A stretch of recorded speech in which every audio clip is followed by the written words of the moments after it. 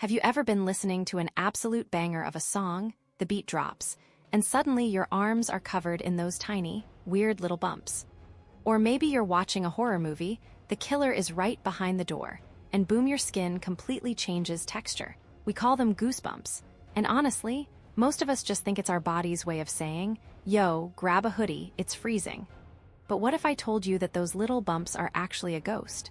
No cap, I'm entirely serious. What if I told you that every single time you get goosebumps, your body is experiencing a massive, unhinged evolutionary glitch? Your DNA is literally hallucinating that you have a thick coat of fur. It thinks you are a wild, primal beast about to throw hands with a literal apex predator. It's an ancient survival protocol living rent-free in your biology, and for the next few minutes, we are going completely down the rabbit hole. We're going to look at the exact mechanism inside your skin, why an epic movie soundtrack hijacks your nervous system, and why a tiny fraction of humans literally have the infinite aura glitch and can control this superpower on command. Bro, if you think you know your own body, you are absolutely cooked. Let's get into it. Hey, welcome back to MindSpark, a place where curiosity comes alive. Let me ask you something. Have you ever wondered what would happen if things suddenly changed instantly? Stick with me, because the answer is way more shocking than you think.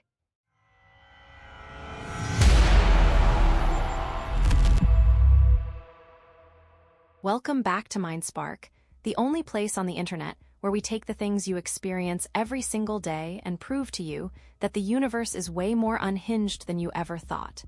If you're new here, bet. Hit that subscribe button because we drop mind-bending science facts that will completely change how you view reality. Today, we're talking about piloerection. Yeah, that's the actual valid scientific term for goosebumps, piloerection. Think about the last time you got goosebumps. Maybe you walked into the frozen food aisle at the grocery store.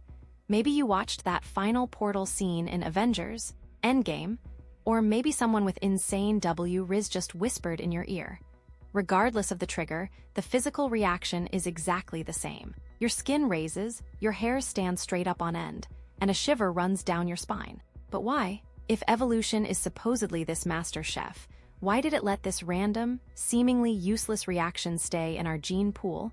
Why didn't we patch this bug out in the last update? To understand that, we have to travel back a few million years and let Darwin cook.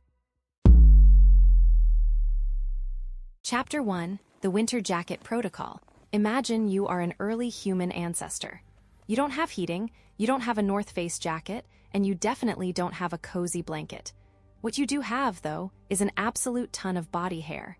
I'm talking a full-on, majestic, unhinged amount of fur. Back in the day, having thick hair was the ultimate flex. It was essential for survival. But here's the crazy part. Hair alone doesn't actually keep you warm. What keeps you warm is trapped air. When it got freezing cold outside, your body needed a way to insulate itself. So, it developed this brilliant, automatic response. At the base of every single hair follicle on your body, and you have roughly 5 million of them, by the way, there is a microscopic, tiny little muscle called the erector pili. When the temperature drops, your brain sends an emergency text to your sympathetic nervous system. It basically yells, bro, we are literally freezing, activate the defenses. The sympathetic nervous system blasts a wave of nerve impulses down your spinal cord and out to your skin. Those millions of tiny, erector pili muscles all contract at the exact same time. It's like millions of tiny soldiers pulling on ropes.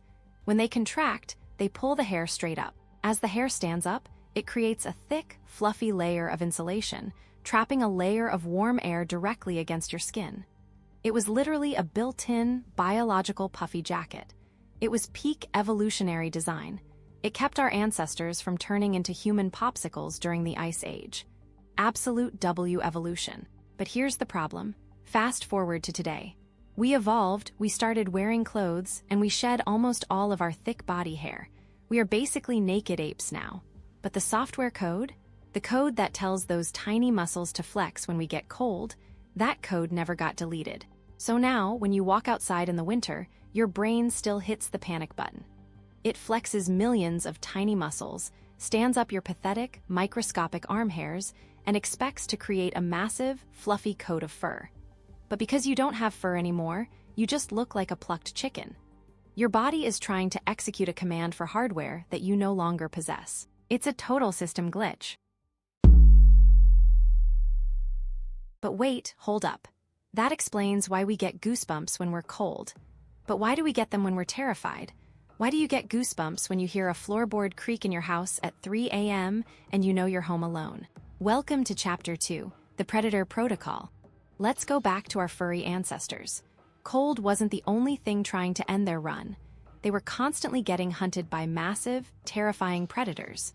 Saber-toothed tigers, dire wolves, literal nightmare fuel. When you encounter a predator, your body enters the legendary fight-or-flight mode. This is your sympathetic nervous system completely taking over. It dumps a massive payload of adrenaline directly into your bloodstream. Your heart rate skyrockets, your pupils dilate so you can see better in the dark, blood rushes away from your digestive system, and into your muscles so you can sprint or throw hands. But alongside all of that, the adrenaline hits those same tiny erector pili muscles. Bam, your hair stands on end. But this time, it's not to keep you warm. It's an optical illusion. You've seen a cat do this, right? When a cat gets spooked or cornered, it puffs up like a massive, angry Halloween decoration. Why? Because out in the wild, size equals dominance. Size equals survival. By standing all its hair on end, the animal instantly looks way bigger, way more intimidating, and way more dangerous to whatever is trying to eat it. It's a massive aura boost. Our ancestors did the exact same thing. When they heard a twig snap in the bushes, the adrenaline spiked, the goosebumps hit, and their thick body hair puffed out to make them look like massive, terrifying beasts. It was a bluff, a biological flex to say, you do not want this smoke. So today, when you're watching a horror movie or walking down a dark alley and you get that massive wave of chills and goosebumps, that is your primal, ancient brain-dumping adrenaline, desperately trying to puff up your non-existent fur to scare away a monster. Your biology is trying to protect you, even if the monster is just a shadow in your bedroom. Honestly, that's kind of beautiful, but also incredibly unhinged. Okay, so cold makes sense. Fear makes sense. They are both primal survival mechanics, but here is where the science gets completely and utterly mind-bending. What about music? What about watching a beautifully animated movie scene? What about when an athlete hits a game-winning shot at the buzzer and the crowd goes wild? Why do we get goosebumps from beautiful things? Scientists actually have a specific name for this. It's not just goosebumps. It's called frisson, also known as aesthetic chills or musical chills. And this right here is proof that the human brain is the most complex, beautiful, glitchy supercomputer in the universe. Frisson happens when your brain experiences a sudden, intense emotional peak. But why does a song trigger the same biological defense mechanism as a freezing blizzard or a hungry tiger? To figure this out, neuroscientists put people inside fMRI machines and played them their favorite, most epic songs. What they found is absolutely wild. When you listen to a song, your brain is constantly playing a game of prediction. It's analyzing the melody, the beat, the rhythm, and guessing what's going to happen next. It's a pattern recognition machine. But when the music suddenly shifts, maybe the singer hits an impossibly high note, or a massive beat drops out of nowhere, or the chord progression does something completely unexpected, your brain's prediction gets shattered. For a microsecond, your brain registers this unexpected change as an anomaly, a violation of expectations. And in the primitive part of your brain, an anomaly is a threat. For a fraction of a second, your amygdala, the fear center of your brain, panics. It hits the alarm, the adrenaline drops, the erector pili muscles flex. Boom, goosebumps. But a millisecond later, the higher, logical part of your brain catches up. It analyzes the sound and goes, wait, chill. It's not a tiger, bro. It's just the weekend hitting a crazy vocal run. Let him cook. The fear is instantly resolved and replaced with massive pleasure. Your brain recognizes that the surprise was safe, and as a reward, it floods your system with dopamine.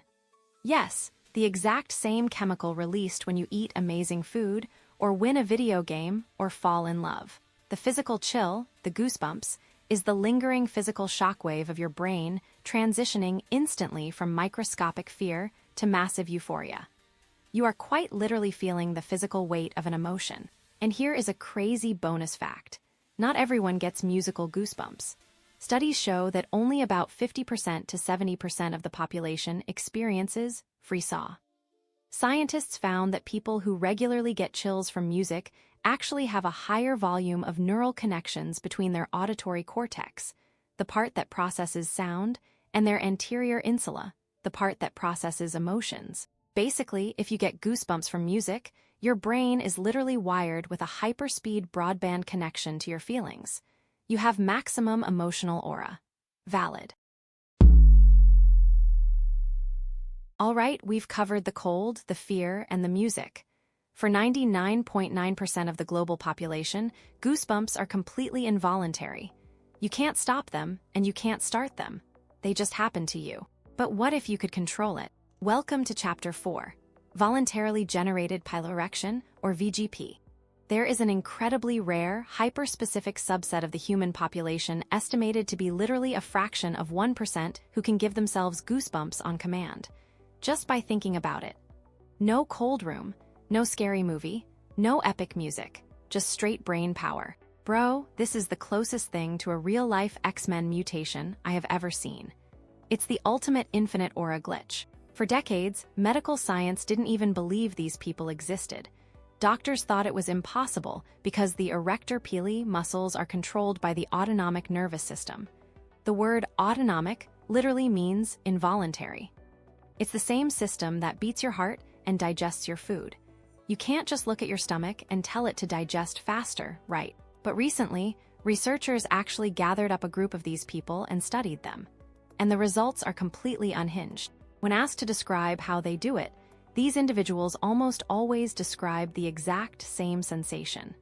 They say they focus their attention on a specific spot, usually at the base of their neck or the back of their head. They describe a feeling of a spark or a tightness.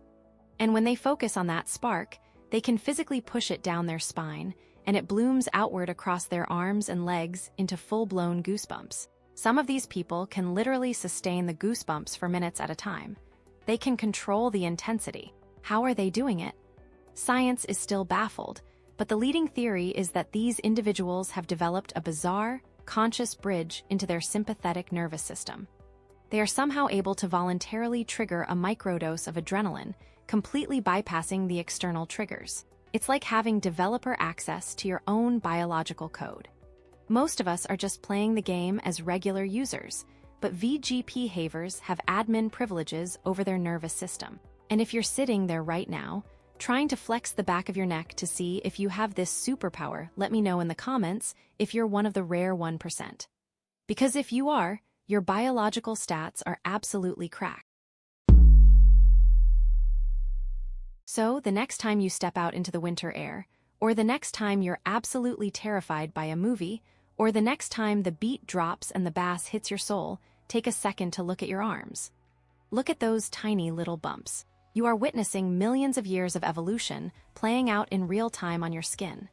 You are feeling the ghosts of your ancient ancestors trying to wrap you in a fur coat that doesn't exist anymore.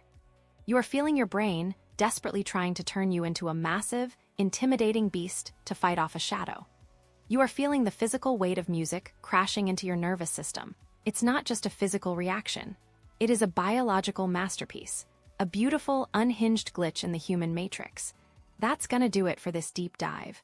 I want to hear from you guys what is the one song or the one movie scene that gives you goosebumps literally every single time without fail. Drop it down in the comments. Let's build the ultimate freesaw playlist. Let's see whose music taste is actually valid. If this video blew your mind, hit that like button, smash subscribe, and make sure your notifications are turned on so you don't miss our next upload. We've got some insane content cooking, and you do not want to miss it. Until next time, keep questioning everything, keep exploring the glitch, and stay curious. I'll catch you in the next one. Peace.